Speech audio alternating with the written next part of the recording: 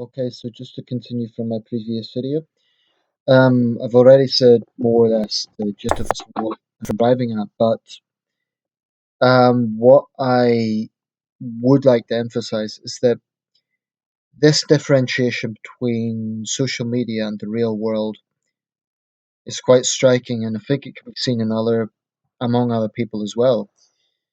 I think a lot of people act differently on social media than they would in the real world. There's always that protection of anonymity.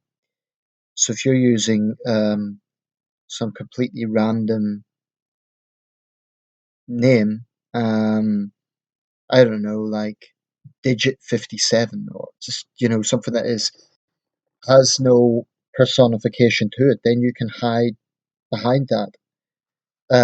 For what it's worth, I use my own name on YouTube. One of the reasons for that is to kind of demonstrate that I'm consistent with who I am online and who I am in the real world. Now, am I saying that it is exactly the same sort of rhetoric? No, but generally speaking, I am consistent in my positions. Um, yeah, I think I closed off the last video saying that this is a really awkward thing for me. My frustration with the nationalism of some overseas Chinese, because that is contrasted by the fact that I know for a fact many Chinese people are very decent people. And I often wonder what my own friends would think if they saw my views on this.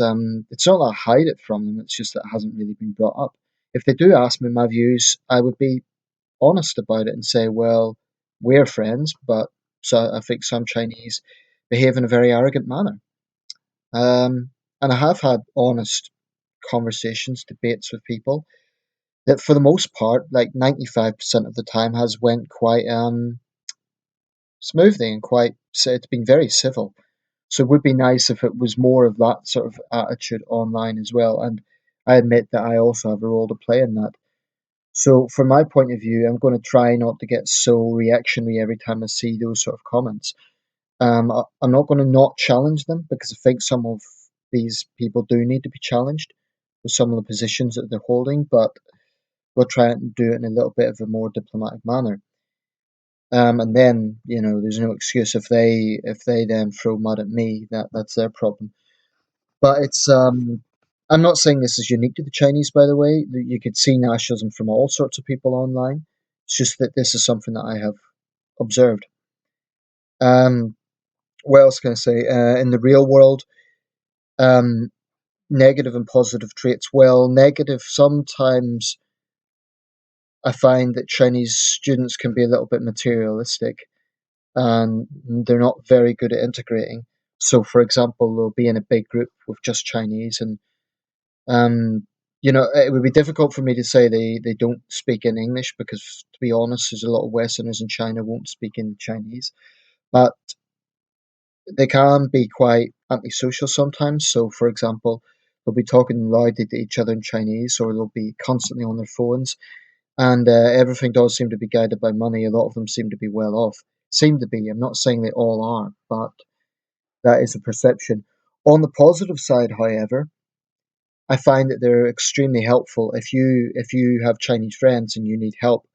For example, recently I needed to send postcards to some friends in China. Well, Chinese guy helped me out writing those because I still can't write the Chinese characters. Now, that was really, really helpful because it would have taken me a lot longer to do. So there is a situation whereby, if you know people on a one-to-one basis, most of it is very positive. I also find it very generous. I've had some lovely presents. This is one example. Here's another from Chinese people. I've returned some of that generosity this year to Chinese students stayed in my house. But I think it's obvious that there's a difference between the real world and what is online. And online can be beneficial, it can be a scope for knowledge, but it can also be a scope for anger and vitriol and defensiveness. I will say one last thing. If you are Chinese, I am not anti-China or anti-Chinese in any way, but I do think that you need to acknowledge there is how that sort of nationalism comes across. I'm not saying that you are like that, but the truth is, many of your compatriots are. And I take the view if you're in another country, you should show some humility. That also applies to Brits. I would say exactly the same thing to British people abroad. Um, it's just a question of respect, and I think sometimes their behaviour is very disrespectful. We'll go round this up soon, but um, I think I've been very balanced in these two videos, and I hope people will perceive it that way. Anyone who wants to claim that I'm a racist or something, you don't know what you're talking about. But anyway, that's my views. Thanks for watching.